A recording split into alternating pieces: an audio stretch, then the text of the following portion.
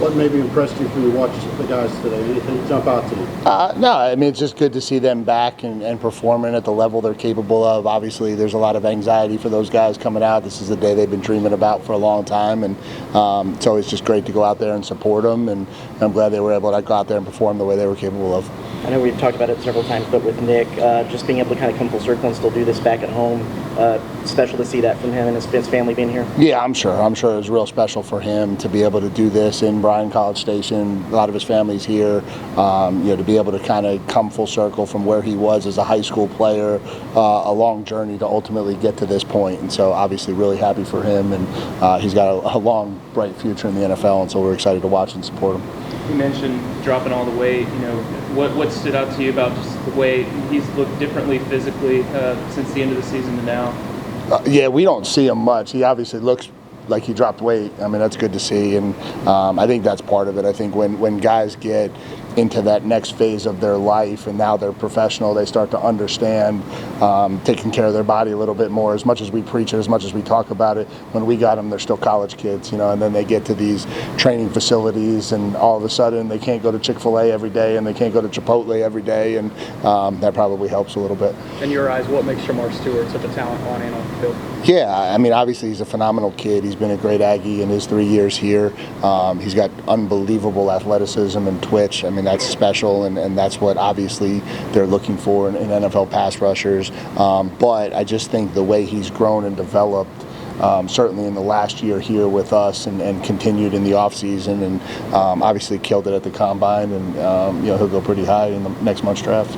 Can you tell us about the impact that Nick had on the program despite only being here for 1 year? Yeah, I mean, obviously I think he was a kid that a lot of people looked at. He had a great work ethic. I think he understood how to practice. He understood how to prepare for games.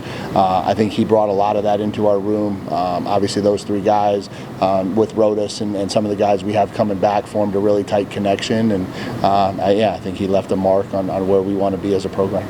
Do you or the coaches ever give your advice on what guys should do, shouldn't do during pro day or combine, or is that usually just up to them and their kind of advisors? No, I think, obviously anybody who asks us our opinion, but, when it comes down to this process, there's honestly probably people who are a little bit more educated on it, and that's who they lean on, and they do what they think is right. Each individual circumstance is different, and obviously that's their decision to make.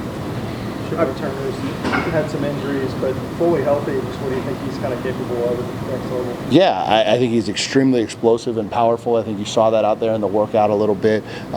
He's got great twitch. He's been able to play a multitude of positions over the defensive line. I think he can pass rush. I think he can hold up against the run. And obviously loves football.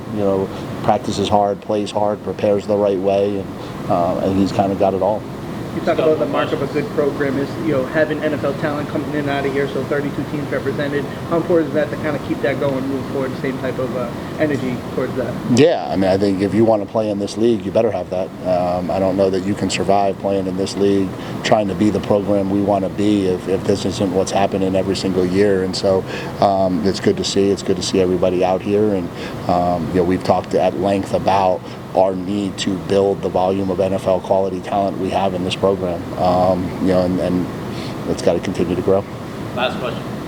One of the only knocks in Shamar Stewart's draft process has been his sack production. Why is that not a concern for teams? Yeah, I think sack production, the way those kids impact games is immeasurable. I don't think you can just look at sack numbers. I think I read somewhere that he had about a third the amount of one-on-one pass rush opportunities this year because of double teams, chips, seven-man protection, screens.